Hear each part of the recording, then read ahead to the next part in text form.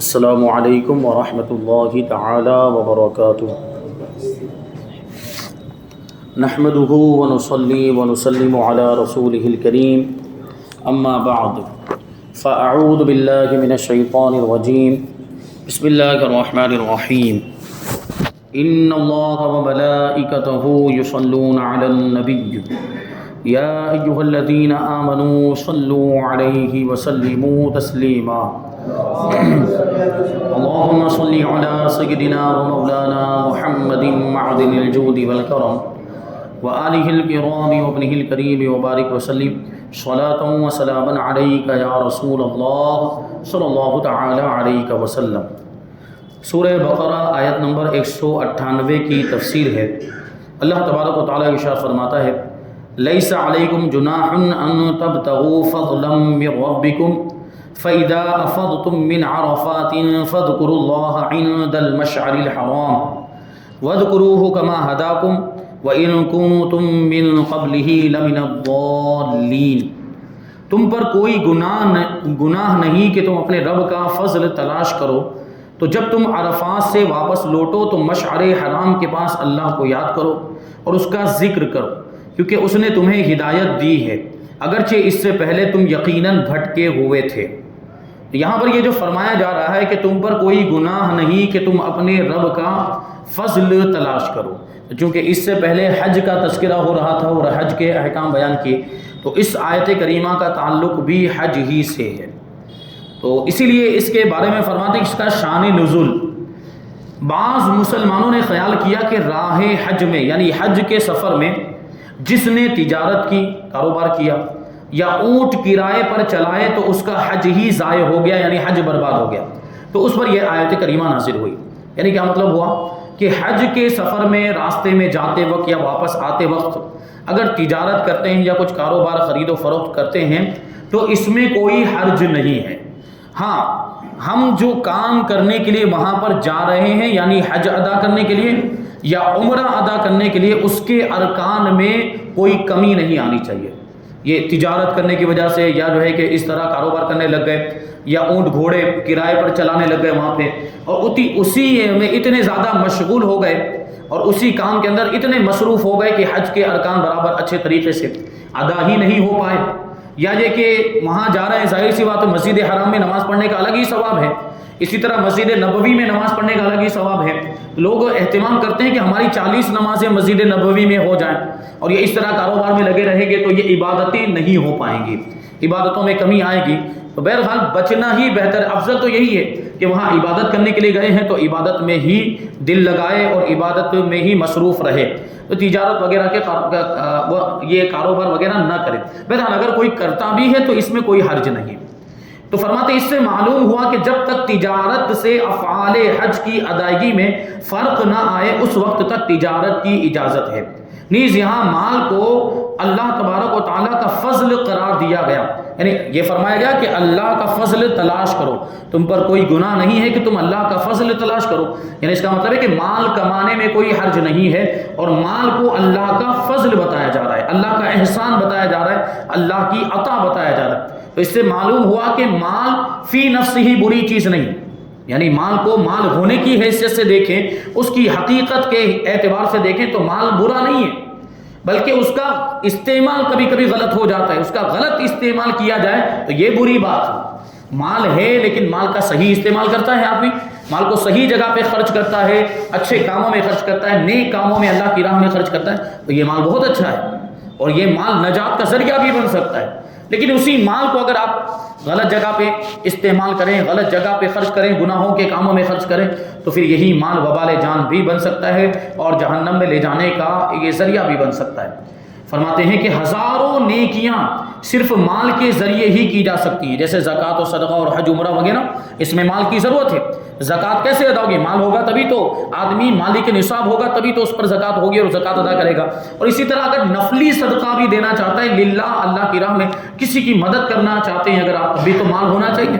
آپ کے پاس خود مال نہیں تو آپ، اس کا مطلب ہے کہ خود حقدار ہیں، خود مستحق ہے دوسرے کے پاس سے لینے کے، دیں گے کیسے؟ تو دینے کا جو ثواب ہے، جو صدقہ کرنے کا ثواب ہے، وہ کیسے ملے گا؟ جب آپ کے پاس مال ہوگا اور اس مال کو آپ اللہ کی راہ میں خرچ کریں گے تو صدقے کا ثواب۔ اور پھر حج تو دیکھ لیں آپ، وہ حج میں وہاں جانے کے بعد اگرچہ ہمیں وہ دوسری عبادتیں کرنی ہیں، یعنی طواف ہے، سعی ہے، وہ وقوف عرفات وغیرہ، یہ سب کرنا ہے، یہ بدن کے ذریعے ہوگی یہ عبادتیں، لیکن وہاں پہنچنے کے لیے اور وہاں سے واپس آنے کے لیے اور وہاں رہیں گے تو اتنے دنوں کا جو کچھ بھی خرچہ ہے تو اس میں مال کی ضرورت ہے کہ نہیں؟ بغیر مال کے آدمی جا ہی نہیں سکتا، اسی لیے تو فرمایا گیا کہ جو صاحب استطاعت ہے، جو وہاں جا کر واپس آنے کی طاقت رکھتا ہے، اسی پر حج فرض ہے، اور جس کے پاس طاقت نہیں، یعنی اتنا مال ہے ہی نہیں کہ وہ جا کر واپس آ سکے، غریب آدمی ہے، مان لو 10,000 کماتا ہے اور مہینے میں ختم ہو جاتے، یا 10-15,000 بھی اگر کماتا ہے اور وہ مہینے میں خرچ ہو جاتے، کچھ بچتا ہی نہیں، یا بچتا بھی ہے تو اتنا نہیں بچتا ہے کہ وہ حج کر کے وہاں سے آ سکے، کیونکہ ابھی تو حج بہت مہنگا ہو گیا، 4-5 لاکھ روپے کا خرچہ ہو جاتا ہے، بلکہ شاید اب تو اس سے بھی زیادہ، تو اتنے زیادہ ایک غریب آدمی کے پاس پیسے نہیں ہوتے، اس لیے اس پر حج فرض نہیں۔ حج فرض کس پر ہے؟ جو وہاں جا کر واپس آنے کی طاقت اور استطاعت رکھتا ہو، یعنی راستے میں جو بھی کھانے پینے کی ضرورت پڑے گی وہ بھی اس کے پاس ہو، وہاں جتنے دنوں تک رہے گا اتنے دن تک کے کھانے پینے وغیرہ، رہنے سہنے کا سب کا انتظام، سواری کا بھی انتظام ہو، سواری میں اگر وہ کرایہ وغیرہ دینا پڑتا ہے جیسے فلائٹ کا کرایہ وغیرہ، یا وہاں پہ آپ سفر کر رہے ہیں گاڑیوں میں تو اس کا کرایہ بھی ہونا چاہیے۔ اور پھر اسی طریقے سے یہاں جن لوگوں کو وہ چھوڑ کر گیا جن کا نفقہ اس کے اوپر واجب ہے، جیسے اولاد، نابالغ اولاد ہے یا بیوی ہے یا ماں باپ ہیں جو اب کمانے کے لائق نہیں رہ گئے، یعنی اتنے بوڑھے ہو گئے تو ان کا نفقہ اب یہ بیٹے کی ذمہ داری، تو ان لوگوں کا نفقہ بھی، یعنی ان کے لیے اتنا مال چھوڑ کر گیا ہو کہ جتنے دنوں تک وہ وہاں پر رہے گا اتنے دنوں تک وہ ان کا کام اس میں سے نکلتا رہے گا، وہ اس میں سے اپنا خرچہ چلاتے رہیں گے، اور اگر اتنا نہیں ہے تو اس پر حج فرض نہیں ہوتا۔ تو دیکھیں اس میں مال کی ضرورت ہے۔ اسی طرح عمرہ، تو بہت ساری عبادتیں ہیں جو مال کے ذریعے ہی ادا ہو سکتی ہیں، اور ان عبادتوں کے اندر مال خرچ کیا جائے تو پھر وہ مال بہت اچھا ہے۔ تو یہ بات ہوئی۔ آگے فرمائے گا فَإِذَا أَفَضْتُم مِّنْ عَرَفَاتٍ، تو تب جب تم عرفات سے واپس پلٹو، یہ میدان عرفات، عرفات ایک میدان ہے وہاں پہ مکہ مکرمہ کے قریب، اسی کے بارے میں کہتے ہیں کہ عرفات ایک مقام کا نام ہے، ایک جگہ کا نام ہے جو حج میں وقوف یعنی ٹھہرنے کی جگہ ہے۔ حج کے فرائض میں سے ایک فرض ہے وقوف عرفہ، یعنی وہاں پر عرفہ کے میدان میں جا کر، عرفات کے میدان میں جا کر ٹھہرنا۔ یوم عرفہ یعنی عرفہ کا جو دن ہوتا ہے اس دن، یعنی 9 ذی الحجہ کو وہاں پر وقوف کیا جاتا ہے، یعنی وہاں پر حاجی جا کر ٹھہرتے ہیں۔ مشہور مفسر حضرت ضحاک کا قول ہے کہ حضرت آدم علیہ السلام اور حضرت حوا رضی اللہ تعالی عنہا جدائی کے بعد 9 ذی الحجہ کو عرفات کے مقام پر جمع ہوئے تھے، ان کی وہیں پر ملاقات ہوئی اور دونوں نے ایک دوسرے کو پہچانا، اس لیے اس دن کا نام عرفہ اور اس مقام کا نام عرفات ہو گیا۔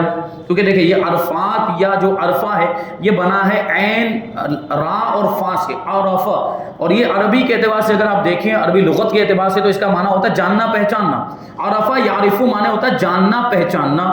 تو چونکہ حضرت آدم علیہ السلام اور حضرت حوا رضی اللہ تعالی عنہ اسی دن وہاں پر اس میدان میں ملے تھے، جنت سے اترنے کے بعد دونوں کو الگ الگ جگہ پہ اتارا گیا تھا، یعنی دونوں سیم جگہ پر نہیں تھے، اس لیے ایک دوسرے کی تلاش میں وہ گھومتے رہے اور دنیا کا چکر لگاتے رہے۔ آخر کار عرفات کے میدان میں پہنچ کر دونوں کی آپس میں ملاقات ہوئی، حضرت آدم اور حضرت حوا کی، اور وہیں پر ایک دوسرے کو پہچانا اور وہیں پر ایک دوسرے سے ان کی ملاقات ہوئی تھی۔ اسی وجہ سے اس دن کو یعنی 9 ذی الحجہ کو یوم عرفہ کہا جاتا ہے، یعنی پہچاننے کا دن، یا یہ کہ اس میدان کو عرفات کا میدان کہا جاتا ہے۔ تو یہ ایک روایت اس کے بارے میں ہے۔ اور ایک اور یہ ہے کہ چونکہ اس روز بندے اپنے گناہوں کا اعتراف کرتے ہیں اس لیے اس دن کا نام عرفہ ہے۔ تو دیکھیں اعتراف کے اندر بھی عین را اور فا آ رہا ہے، اعتراف، تو یہ اعتراف بھی عرفہ سے بنا ہے، عین را فا سے بنا ہے۔ اعتراف کرنے کا معنی ہوتا ہے اقرار کرنا، اپنے گناہوں کا اقرار کرنا، اعتراف کرنا کہ ہاں میں بہت بڑا گنہگار ہوں۔ تو اس دن وہاں میدان عرفات میں جمع ہو کر لوگ اپنے گناہوں کی معافی مانگتے ہیں، دعائیں کرتے ہیں، گناہوں کی بخشش طلب کرتے ہیں، اپنے گناہوں کا اعتراف کرتے ہیں، تو اس وجہ سے اس کو یوم عرفہ کہا جاتا ہے۔ اور ایک روایت کہیں پر میں نے پڑھی تھی، اس میں یہ بھی ہے کہ حضرت ابراہیم علیہ السلام وہ جو قربانی والا واقعہ، حضرت ابراہیم علیہ السلام نے خواب میں دیکھا کہ کوئی کہنے والا کہہ رہا ہے کہ اپنی سب سے پیاری چیز اللہ کی راہ میں قربان کروں، تو انہوں نے اونٹ قربان کیے۔ پھر دوسری مرتبہ بھی خواب آیا تو انہوں نے اور زیادہ مقدار میں اور زیادہ تعداد میں یہ اونٹ قربان کیے۔ پھر تیسرے دن پھر خواب آیا، اور تیسرے دن جو وہ رات تھی وہ رات عرفے کی رات تھی، یعنی 9 ذی الحجہ کی رات تھی۔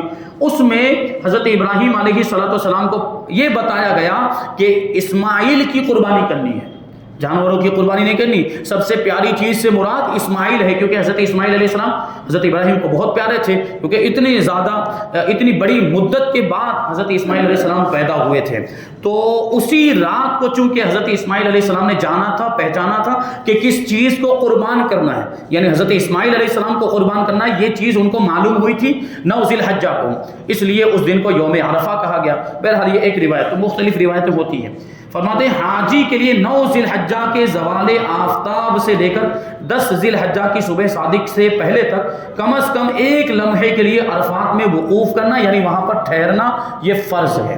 9 ذی الحجہ کے زوال آفتاب یعنی آفتاب ڈھلنے کا جو وقت ہوتا ہے، جو دوپہر میں بالکل آفتاب بالکل سیدھ میں آ جاتا ہے، وہاں آ کر تھوڑی دیر کے لیے وہ ٹھہر جاتا ہے، اور جیسے ہی ڈھلتا ہے وہیں سے ظہر کا وقت شروع ہوتا ہے. تو وہ زوال کا ٹائم بورڈ پر لکھا بھی رہتا ہے، نظام الاوقات جو ہمارے پاس ٹائم ٹیبل جو لکھا رہتا ہے اس میں زوال کا وقت بھی کہ شروع زوال، ختم زوال. اس کا مطلب یہ ہوتا ہے کہ اتنے وقفے کے اندر بیچ میں نماز پڑھنا مکروہ ہے، جو زوال کا وقت کہا جاتا ہے. پھر وہ سورج جب ڈھلتا ہے تو اس کے بعد سے لے کر 10 ذی الحجہ کی صبح صادق سے پہلے تک یہ وقوف عرفہ کرنا ہے، اور میدان عرفہ میں وہاں جا کر میدان عرفات میں ٹھہرنا یہ فرض ہے. اگر کوئی یہ نہیں کرتا، یعنی وقوف عرفات کو اگر کوئی چھوڑ دیتا ہے تو اس کا حج ادا ہی نہیں ہوگا، کیونکہ یہ فرض ہے. اور کسی بھی عبادت کے اندر جو فرض ہوتا ہے اگر وہی چھوٹ جائے تو وہ عبادت ہوتی ہی نہیں. جیسے نماز کے فرائض میں سے اگر کوئی فرض چھوڑ دے تو نماز ہوتی ہی نہیں. جیسے نماز کے اندر قرات کرنا فرض ہے، کوئی قرات کرے ہی نہیں تو اس کی نماز نہیں ہوگی. تو بہرحال یہ وقوف عرفات جو ہے وہ فرض ہے. اور 9 تاریخ کو اتنی دیر وقوف کرنا کہ وہیں سورج غروب ہو جائے، یہ واجب ہے. 9 تاریخ کو اتنی دیر وہاں پہ یعنی میدان عرفات میں وقوف کرنا، یعنی ٹھہرنا کہ سورج غروب ہو، یعنی زوال کے بعد سے گئے اور غروب آفتاب تک یعنی سورج غروب ہو جانے کے بعد تک وہاں پر رکے رہے، یہ واجب ہے. یعنی اس کو بھی نہیں چھوڑا جا سکتا. تو واجب پر بھی عمل کرنا ضروری ہوتا ہے. اور حج کے اندر جو واجبات ہیں یا عمرے کے اندر جو واجبات ہے، اگر کوئی واجب چھوٹ جائے تو ایسی صورت کے اندر دم دینا پڑتا ہے. تو اگر یہ وقوف عرفہ تھوڑی دیر کے لیے کر دیا تو فرض تو ادا ہو جائے گا، لیکن غروب آفتاب تک 9 ذی الحجہ کے غروب آفتاب کے بعد تک نہیں کیا تو ایسی صورت میں وہ واجب کے ترک کی وجہ سے اس پر دم واجب ہوگا. آگے جو فرمایا گیا کہ مشعر حرام کے پاس اپنے رب کا ذکر کرو، اپنے رب کو یاد کرو، اللہ کو یاد کرو، اللہ کا ذکر کرو. تو یہ مشعر حرام کیا چیز ہے اس کے بارے میں فرماتے ہیں کہ مشعر حرام یہ مزدلفہ میں وہ جگہ ہے جہاں امام حج وقوف مزدلفہ کرتا ہے. مزدلفہ ایک میدان ہے اور وہاں پر یہ مشعر حرام ابھی تو وہاں پر ایک بالکل مسجد بھی بنا دی میدان مزدلفہ کے اندر، وہاں پہ ایک مسجد بھی بنا دی اور اس کا نام ہی رکھ دیا گیا کہ مسجد مشعر حرام بھی مزدلفہ، یعنی مزدلفہ کے اندر یہ مسجد حرام موجود ہے، یہ مسجد مشعر حرام موجود ہے. تو یہی وہ جگہ ہے جہاں پر امام حج، ابھی تو انہی لوگوں کا امام ہوتا ہے، اگر کوئی سنی امام ہو اور وہ امیر حج بنایا جائے اور وہ حج کا امام ہو اور وہ وہاں جا کر وقوف کرے تو وہاں پر امام جو ہوتا ہے وہ ٹھہرتا ہے مشعر حرام کے اندر. وہ ایک جگہ ہے مخصوص، ہم جائیں گے تو ہم کو پتہ چل جائے گا، جو گئے ہیں انہوں نے وہ جگہ دیکھی ہوگی. مزدلفہ میں واقع وادی محصر کے سوا تمام مزدلفہ وقوف کا مقام ہے، یعنی پورے میدان مزدلفہ کے اندر آپ وقوف کر سکتے ہیں، وہاں پر ٹھہر سکتے ہیں، لیکن ایک جگہ ہے، ایک مخصوص وادی ہے، اس کو وادی محصر کہا جاتا ہے، اس میں وقوف نہیں کرنا چاہیے. وادی محصر کے سوا پورے میدان مزدلفہ کے اندر آپ ٹھہر سکتے ہیں، لیکن وادی محصر میں وقوف کرنا منع فرمایا گیا. اس کی وجہ کیا ہے؟ کیونکہ وہ جو جگہ ہے وہ عذاب کے اترنے کی جگہ.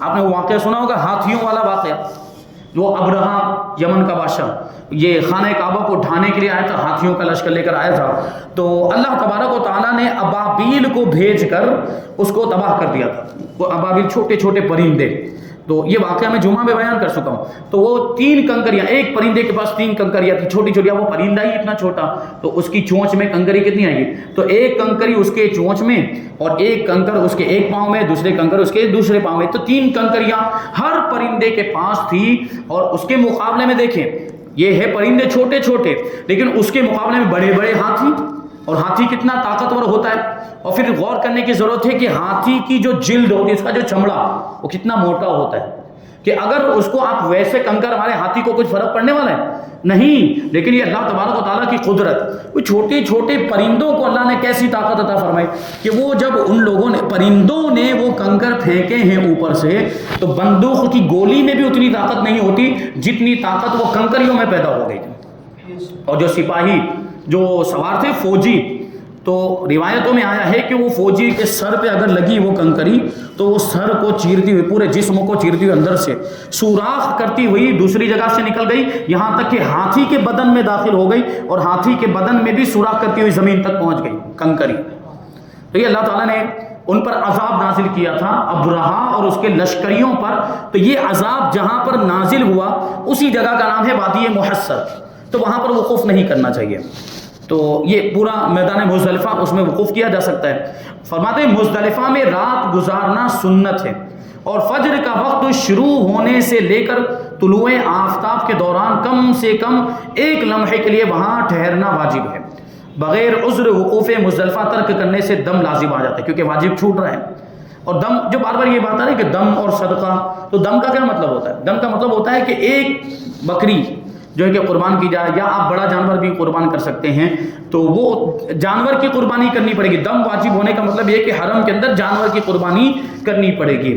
اور صدقہ جہاں پر واجب ہوتا ہے تو اس کا مطلب وہی ہے جو صدقہ فطر کی جو مقدار ہے وہی اس صدقے کی بھی مقدار ہوگی، جو کفارے کے طور پر حج میں اگر کچھ ہم سے غلطی ہو جاتی ہے تو جو واجب ہوتا ہے، جو صدقہ بار بار کہا جاتا ہے، تو وہ اتنی ہی مقدار، یعنی 2 کلو 47 گرام گیہوں یا اگر جو ہے یا کھجور ہے تو وہ 4 کلو 94 گرام ہو جائے گا، تو وہ ہم کو جو ہے کہ دینا پڑے گا۔ اور مشعر حرام کے پاس وقوف کرنا یہ افضل ہے، جہاں وہ مسجد اب بن گئی ہے وہاں اس کے قریب میں۔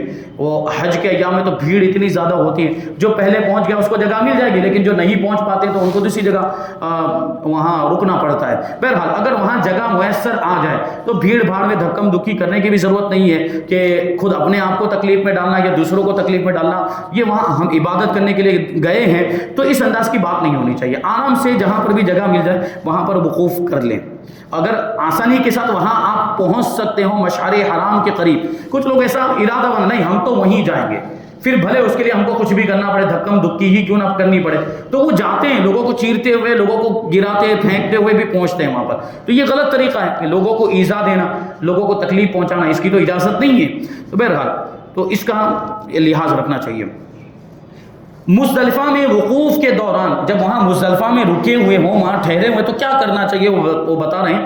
تلبیہ، تحلیل و تکبیر اور ثنا و دعا وغیرہ میں مشغول رہنا چاہیے۔ تلبیہ کا مطلب جانتے ہیں، وہ پڑھا جاتا ہے حج کے موقع پر یا عمرہ کے موقع پر، خاص طور پر لبیک اللہم لبیک لبیک لا شریک لک لبیک ان الحمد والنعمت لک والملک لا شریک لک، یہ اس کو کہا جاتا ہے تلبیہ، تو یہ پڑھتے رہنا چاہیے۔ اور تحلیل کا مطلب ہوتا ہے لا الہ الا اللہ پڑھنا، تکبیر کا مطلب ہوتا ہے اللہ اکبر پڑھنا، ثنا یعنی وہی سبحان اللہ پڑھتے رہنا، دعا میں مشغول رہنا چاہیے۔ اور دعا بھی خاص طور پر وہاں پہ عربی میں کرنی چاہیے۔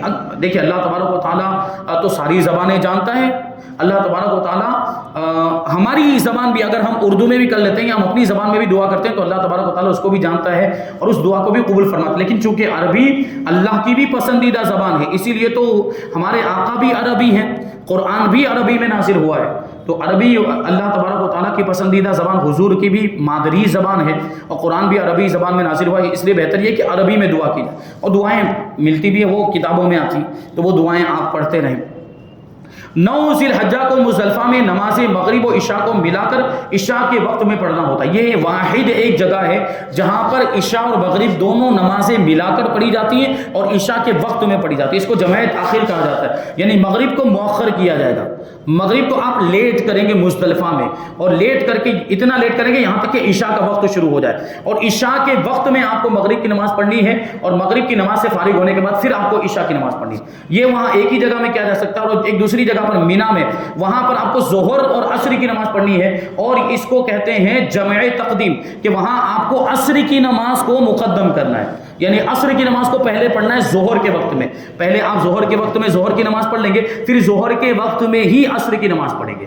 تو یہ صرف 2 مقامات ایسے ہیں جہاں پر ایک وقت میں 2 نمازوں کو پڑھنا جائز ہے، اس کے علاوہ کہیں بھی مذہب حنفی کے مطابق 2 نمازوں کو ایک وقت میں نہیں پڑھ سکتے۔ یعنی آپ سوچیں کہ یہاں ہندوستان میں رہتے ہوئے آپ ظہر کے وقت میں عصر کی بھی پڑھ لیں، یہ نہیں ہو سکتا، یا یہ ہے کہ عشاء کے وقت میں مغرب کی نماز پڑھیں، یہ جائز نہیں ہے، اس کی اجازت نہیں ہے، کیونکہ نماز کے لیے اس کا وقت ہونا شرط ہے۔